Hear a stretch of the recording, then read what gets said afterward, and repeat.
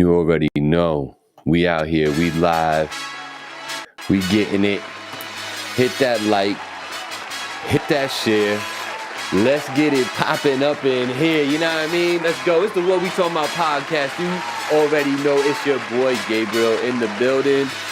Shout out to my homie, my compadre, my partner,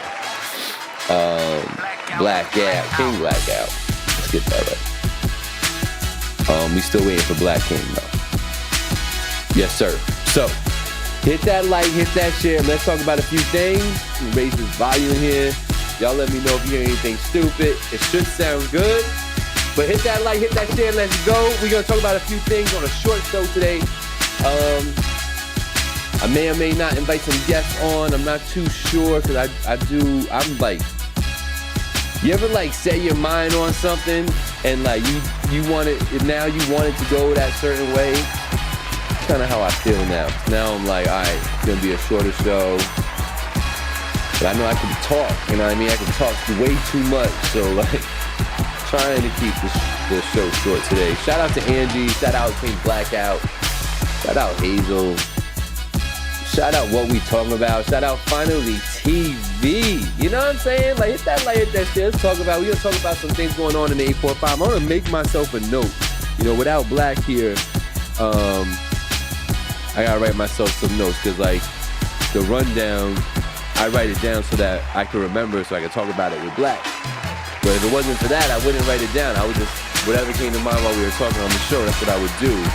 So today I can kind of do that, but we're going to talk about a couple things, man. I'm feeling what Too Humble is trying to do. Moochie, you know what I'm saying? Like, yo, people are moving and grooving in this area, and if you not catching on and you're into that sort of stuff, let me be the one to tell you, you know, people are trying to do things now, man. It's invigorating. It's fun. You know what I mean? Like, just different events that people are trying to throw. 845 Wildin' Out and all that. And 845 Battle Joint. You know what I'm saying? Like, things are, like, looking up, man. And we're going to talk about it. So, hit that like, hit that share so we can talk about a couple things up in here. I'm going to go over and see what's going on. Y'all make sure you say what up in that chat. I think sometimes when I'm watching the chat in the software, it's not like real time.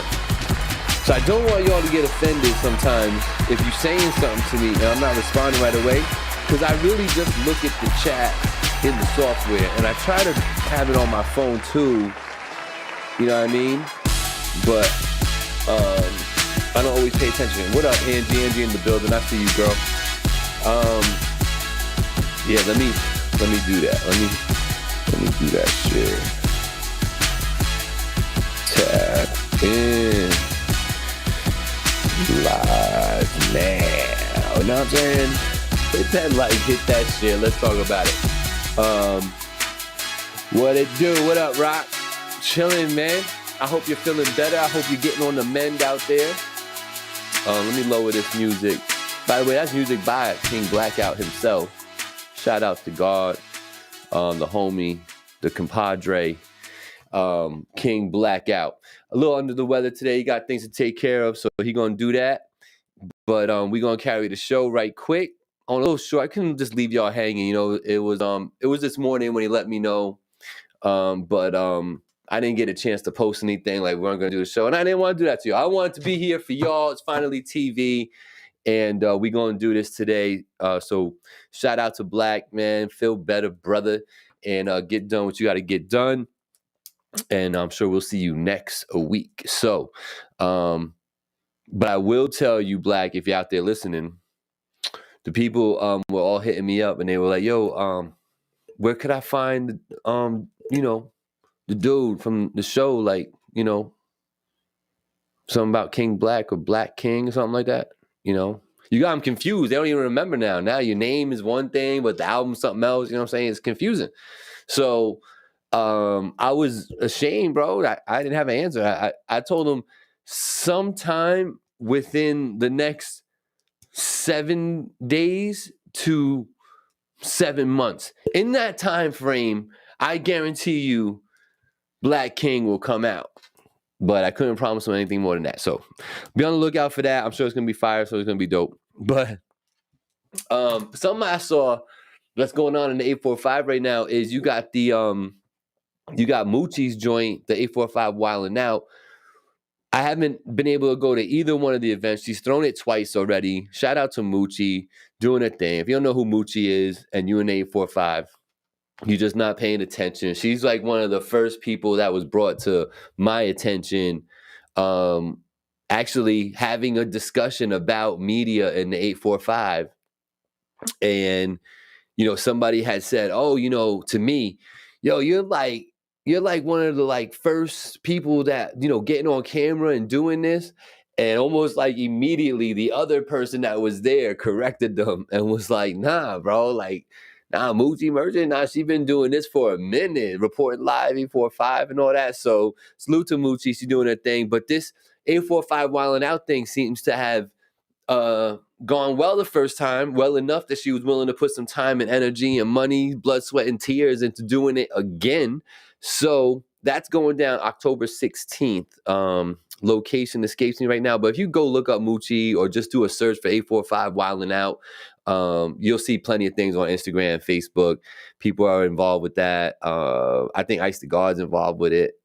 I think so. But yeah, no, check that out. Make sure you supporting 845 and all that. The other thing is Too Humble. I'm about 75%. That's what's up, Rock. We got to get to 100, but we'll take 75% right now. Too Humble is trying to do like a battle tournament, like rap battle tournament. And I'm feeling that. That's something that is near and dear to me. And I've always had intentions of doing something like that. I don't know if I was thinking tournament style like they're doing kind of.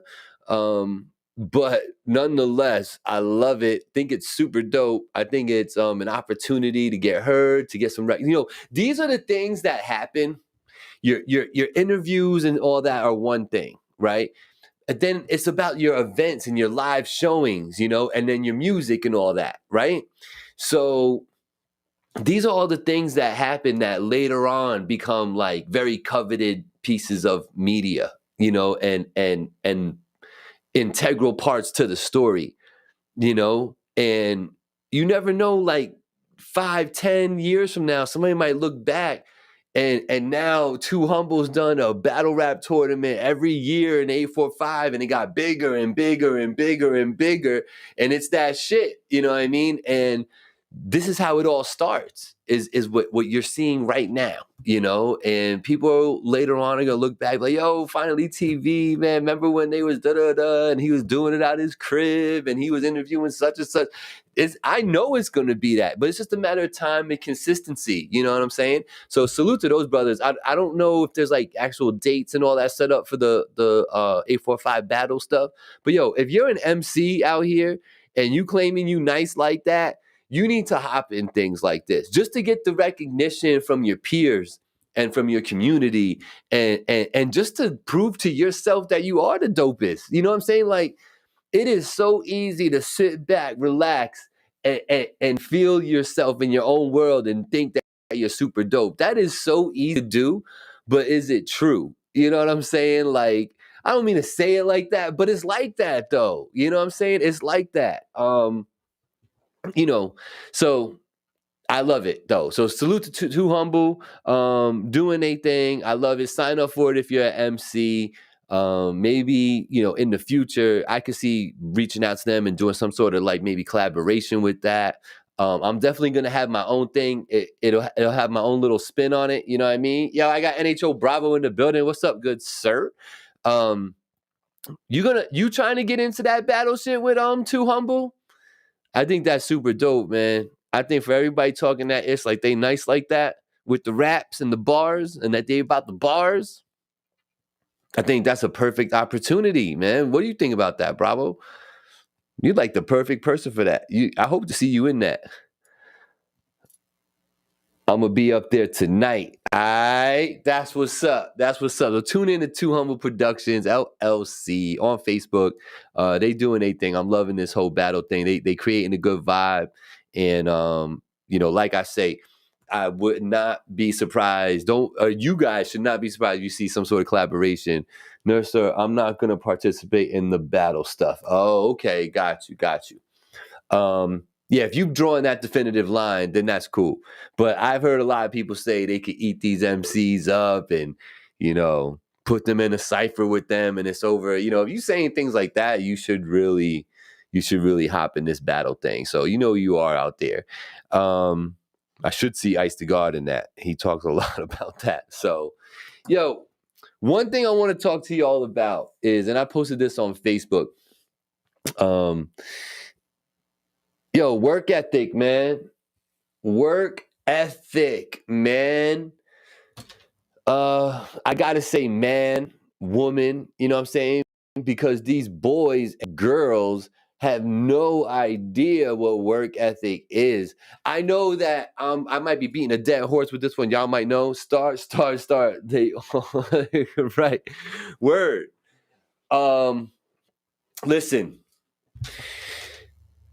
I have had the most difficult time just trying to staff a hotel with people and personnel that shows up and does their job and goes home and then come back and do it again some other time. You know what I'm saying? Like, according to the schedule. It is so difficult right now. And I'm just noticing the overall work ethic of folks that are younger than me. I'm 45, right? So people under me, younger than me, I should say, like, I'm talking maybe 30 and less, maybe 26 and less, something like that, somewhere around there. But that old to that age group and less, bro, they don't know. They don't know. They don't show up for work. They call out after they're supposed to be there. They go to 6 interviews and they schedule 6 interviews and don't show up to none of them. They take the job and then show up and expect you to understand when they need like 3 half days in a row for whatever reason, the biggest like drama that you could drum up in 10 minutes when you're walking in going, I don't really want to be here today. You know what I'm saying? Like, I have never have I had this much difficulty trying to staff a hotel ever. My man, these cats don't want to work. I'm cutting the chef's hours and giving them to another because this dude calls out at least twice a month. 10 hours is all I got for you now. Sorry, not sorry. I'm running the business. Big facts, man. It's like, come on. It's when you say they don't want to work, that's exactly what it boils down to. I just don't know like why it's so widespread right now. Like, how did the pandemic and COVID bring out for everybody who was a little lazy and maybe was just showing up to work because they felt like they had to, not because they really wanted to or get better or get money? It like pulled out the ultimate laziness in people. Like, I have no idea what this is all about. It's insane to me. But when I tell you I can't fill positions at a hotel, that I can't even schedule 3 people for an interview that contacted me looking for a job. I scheduled 3 interviews. Tell me why 1 out of 3 shows up. And if I schedule less than 3, the chances of getting nobody to show up is like almost like, I want to say 70%. We live in the era that everyone should be paid $40 per hour. If not, they give you no production. Yeah. Is every job worth $40 an hour though? No.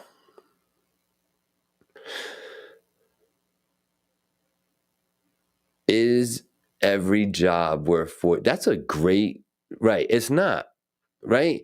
It's an interesting take because like the cost of living is so sick out here, especially in New York. Like, we can speak this way, right? This is the thing. This is the thing, Rock. And I don't want to get into it with you, bro, because I know where you're gonna go, and I need to be gone by like 7:30, and I got things to talk about. we could definitely talk about this some other time. But listen, man, because this is an ongoing thing. This is like an epidemic, bro. This isn't going nowhere. I just hired like a 50-year-old person to do a front desk job because the other people coming in for these jobs are either coming in late, not showing up. This dude is like ex-military and just needs work. You know what I mean? And can't find it, So it's like for somebody like that who's been a supervisor, who is, he was very professional in his way, like the whole nine, and he's taking this entry level job. It's like it was almost I didn't even know what to make of it, but I took him. You know what I mean? But I had to. It's like, normally you go for like a little bit younger person that's a little bit more flexible. You could mess with their hours a little bit. They're a little bit more resilient. Don't go out like John. Hey, guard your words, bro. Protect yourself. Yeah. Yeah, man. No, I know. John Gruden. Yo, I wrote I was gonna talk about that. John Gruden, man. I don't know. Did anybody read any of that? I didn't read what they were talking about. I don't know if this dude was just being a guy, and just being disparaging against gay people, like 50% of the dudes are anyway, you know what I'm saying, talking at the bar. Or are we talking like, because I don't know the guy. I guess I was just about to say, like, he never really struck me as anything more than just like a shoot from the hip, hot-headed dude. You know what I mean? So, but I don't know him. I don't know him, bro. John Gruden, what a way to get severed from something that you've been a part of basically your whole professional career. 15 years as a head coach. That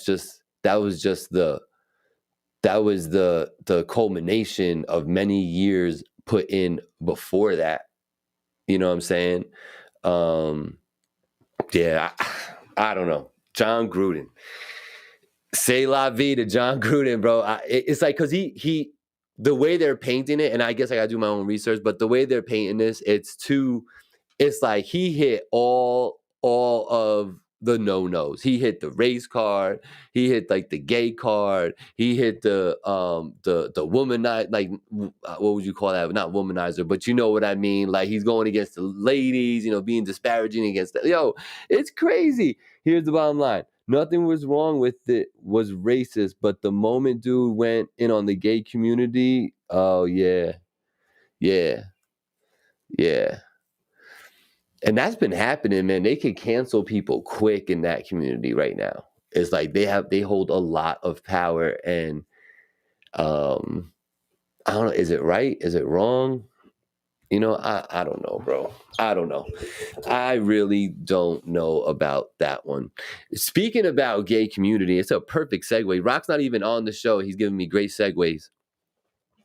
Can't cancel Dave Chappelle. Nah, I gotta watch that still. They can't cancel that show because I need to watch it still. I keep hearing how great it is, and everybody's talking so much itch about it. But speaking about gay and bisexual, Superman? For real? All right. What do y'all think about that? For y'all watching right now, in the comments, was it necessary to throw bisexual relationships into a Superman comic or a Superman story? Nah, man, that was Superman.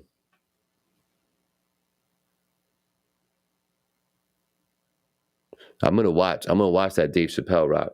Yo, I want to know what y'all think about that.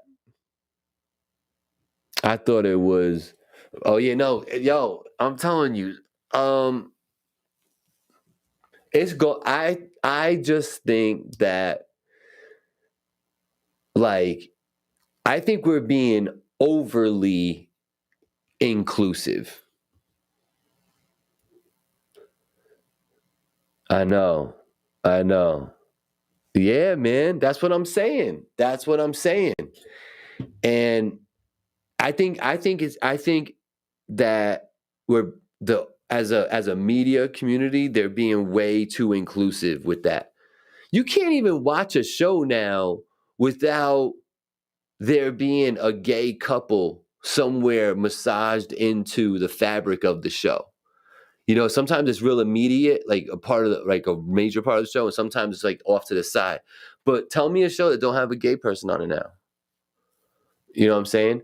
And not for nothing, man. Like, yeah, okay, I know there's a lot of gay people, but like, yo, I can go throughout my friends right now, at least the ones that are still in the closet, right?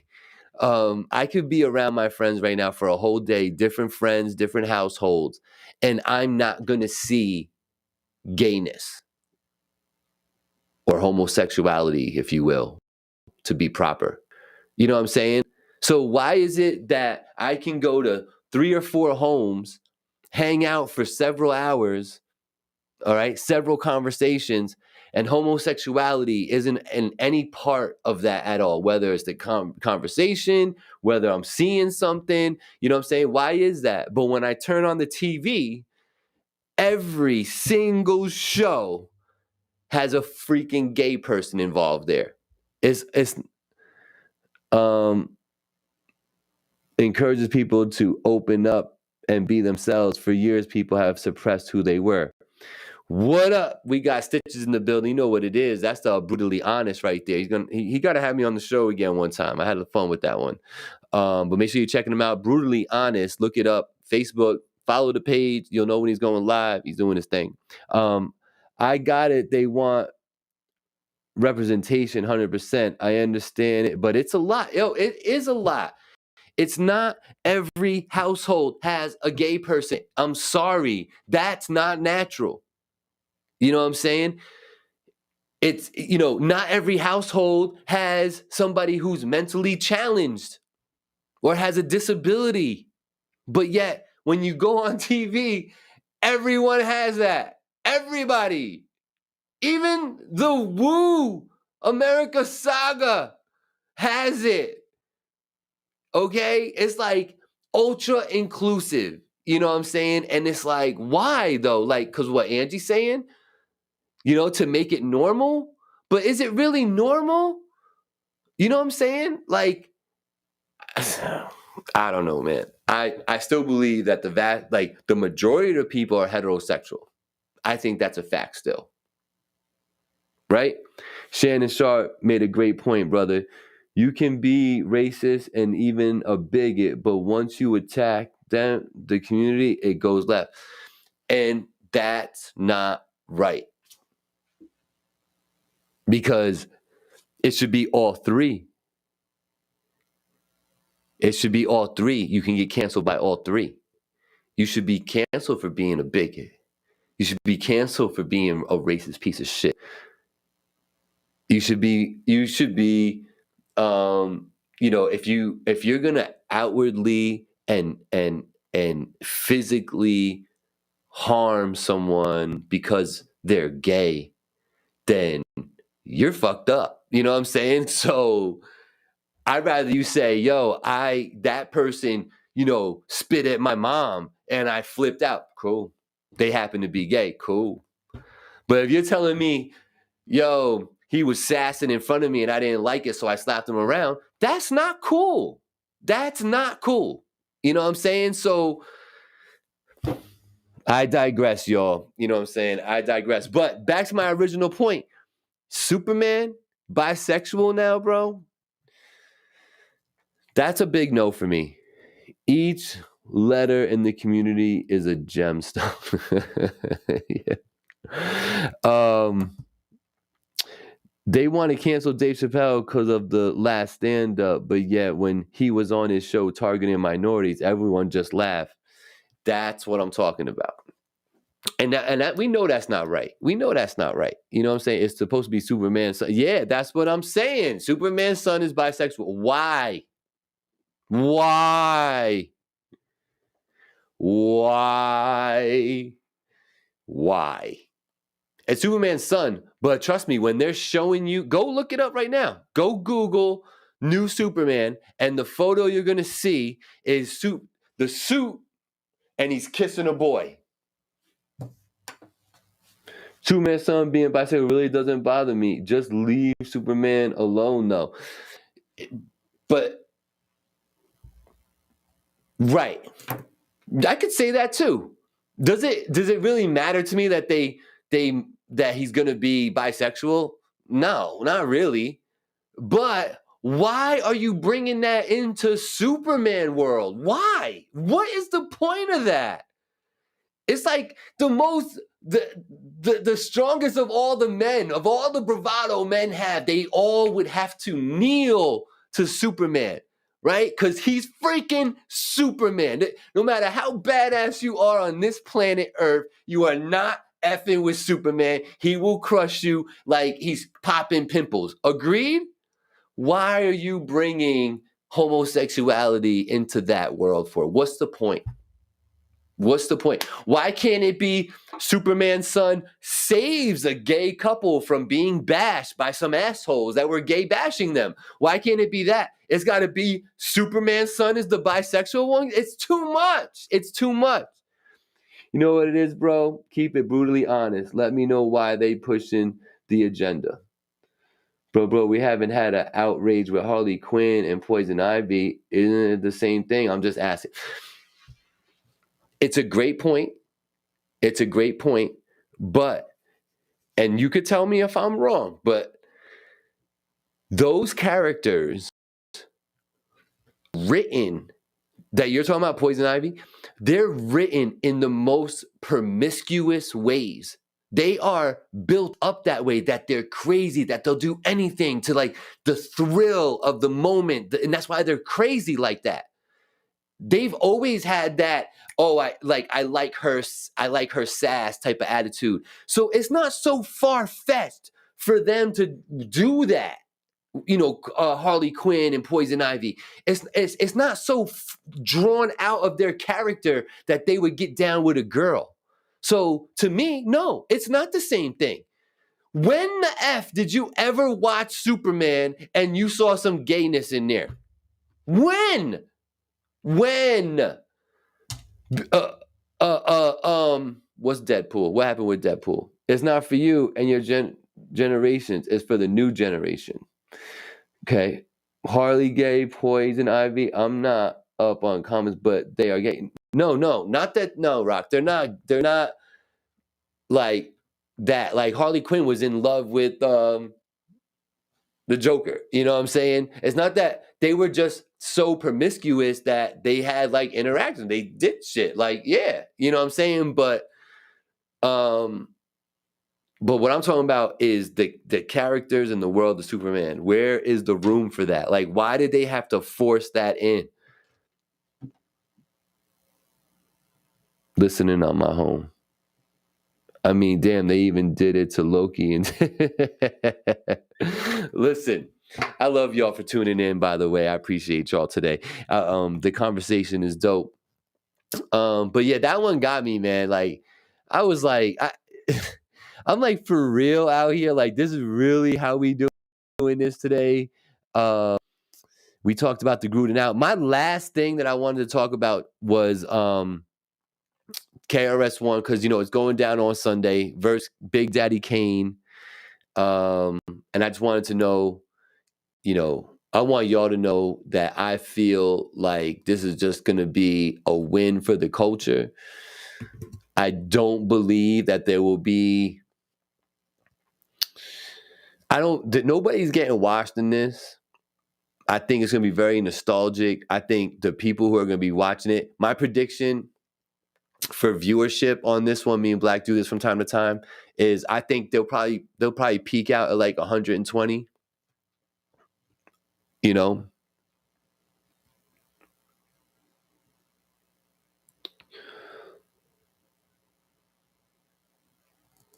Non-monogamous relationship, yeah. See, Stitches is putting you on to the actual game because he knows, and he's letting you know. I don't think we ever got another Locks versus Dipset type vibe. That won't happen again. But I'll tell you this. Big Daddy Kane and KRS-One on stage, going through all their hits, being on stage together in like a competitive type of way, super appealing to me and probably most of my generation, including you, Rock. Like, that's super dope that that's about to happen. You know what I'm saying? So, like, I'm giddy about it. I'm excited about it. I'm looking forward to watching it. I'm supposed to be watching it with Monster. I respect your opinion, and even though I agree, it's the way of the world, man. And all I can do is guide my kids and protect them as well as I can. 100%. And I was touching on a little bit about parents and raising their kids and having work ethic and all that. So that when it comes to that, you know, there's definitely some work to be done. And I salute to you, Stitches, for doing your thing, man. Being a dad, being a media content creator, you know, working hard, doing your thing, living the life, living in the sun, you know, so salute to you and all your glory out there. Real talk, there's nothing you can do to guide your kids. If they gay, they get, yeah, no, yeah, nah.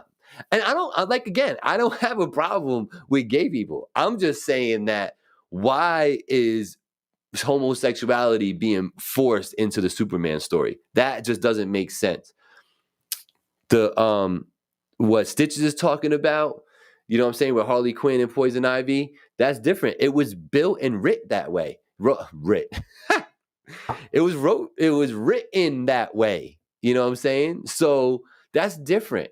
That's different. I'm talking about they are straight up forcing this into the narrative of Superman, and that's just that I'm not rocking with it. But anyway, KRS-One, Big Daddy Kane going down on Sunday. Can't pick a winner. I'll tell you this right now.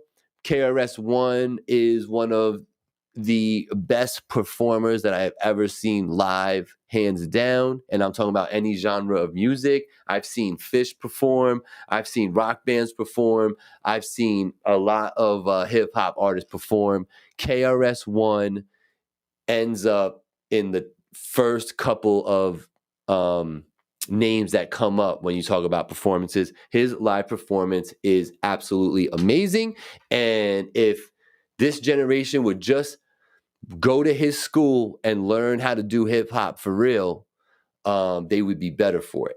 That said, Big Daddy Kane can still flow live the way he did on Raw. So when Big Daddy Kane starts ripping through these lyrics, I'm hitting them up and wetting them up, and he's flipping it and doing it, and you're hearing every word, and he's not mumbling. It's different. So, yo, what up? Is that Colleen? What's up, girl? How you doing? We talking KRS-One and Big Daddy Kane, and I'm saying how Big Daddy Kane is one of the premier lyricists and can still spit that way because I watched him do it recently in a video. So him and KRS-One going at it, nah, that's going to be all that. So I can't pick a winner on that. I'll just tell you that you're probably going to be wowed by both of them in different ways. That's what it's going to come down to. And I already know KRS-One's going to bring the house down. I already know. So it's tough. He's going to bring the house down. He's literally going to shake the building. So, love y'all for tuning in. We'll be back next week. Black will be back. We'll be chilling. We'll have many things to talk about. We are going to be going over the Meek album. You know, I don't know if y'all listen to that. Yeah. You're betting on KRS-One. Yeah, I'm telling you, he's going to bring the house down 100%. Kane is going to get into, it's going to happen at least 2 or 3 times during the battle where Kane's going to get lost in his shit. And it's going to be so freaking dope because you're going to hear every word. He's going to be hitting the beat like pow, like a scientist. You know what I'm saying? Yo, it's gonna be amazing. So I'm really looking forward to it. I'm giddy about it. These are people I looked up to when I was rapping. Like these are people that I was like, I want to be like Dan. Like I want to perform like him. I want to get the girls like him, and I want to be able to put words together like both of them. You know what I mean? Like, so you never have to end the show. I can hold it down when Black is out. I know you can. And I got to keep that in mind. That you're always willing to come on the show if Black's not around. And I got to tell Black that if I'm not around, he could do the show with you. Salute to everybody that tunes in every week. We'll be back next Tuesday to What We Talking About podcast. Shout out to Blackout. Feel better, my brother. And salute to you and your grind and all that good stuff. Next week, we're going to be reviewing Expensive Pain from Meek Mill. 18 tracks. The old school rap beats, this new school-ish, any day of the week. Yeah, 100%. We all know. You talking, the four people that's in here right now, Colleen, we know that. We on that. We know that. These new kids can't mess with the old stuff, man. Come on now. Nah. They don't go like that. The live performances alone were just insane. And just because everything was more analog back then, so it was more organic, it was more real, you felt it more, you felt the speaker moving you, nowadays it's just not like that. It's very theatrical, and fireworks and pyrotechniques and all of that. It's whatever. You know what I mean? I'm just old, but I'm just an old grumpy man now, you know what I mean? So our old school still rocks the present. Yeah, no, I know. And I know that because I do all these weddings. And yo, you play DMX up in here, everybody comes out to the floor. You know what I'm saying? And what was that? 97, 98, And to this day, you put it on and it literally, the floor gets crowded with DMX up in here. You know what I'm saying? So yeah, no, it's 100% true. And that's just a wedding. Think about the vibes at these clubs. It's some of that music from the 90s is nostalgic, so that's why we like it so much. But the other reason and the other half of it is because it's timeless music. The beats were of the time, but almost ahead of their time. Like done so well in the time that it could always be respected. You know what I mean? And there's a lot of music from that era that's like that. Just like the older eras of rock and stuff like that, like the stuff from the 70s with the Jackson 5 and and that whole genre. That's why those songs still rock. You know what I mean? They were of their time, a little ahead of their time, but done perfectly. So it was able to last through the years. Stuff like the Twist and Shout. That shit was written in like 1956 or 8, Twist and Shout. People come to the dance floor as if, it's like a Sweet 16 and Drake came on. It's crazy.